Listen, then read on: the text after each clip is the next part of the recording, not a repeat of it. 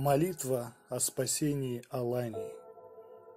Господи Иисусе Христе, Боже наш, приими от нас, недостойных раб Твоих, усердное моление сие, и прости в нам вся согрешения наши, помяни всех врагов наших, ненавидящих и обидящих нас, и не воздашь им по делам их, но по велицей Твоей милости обрати их, неверных ко правоверию и благочестию, верных же, воеже уклонитесь от зла и творите благое.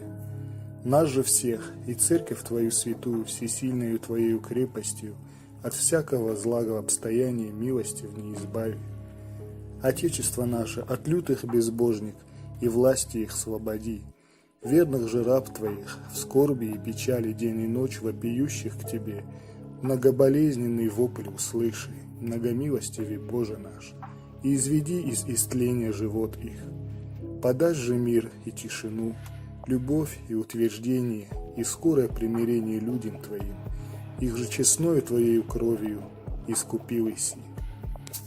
Но и отступившим от Тебе, и Тебе не ищущим, явлен буди, воеже не единому от них погибнути, но всем им спастися, и в разум истины прийти, да все в согласном единомыслии и непрестанной любви прославят пречестное имя Твое, терпеливодушнее, не злобиве Господи, во веки веков.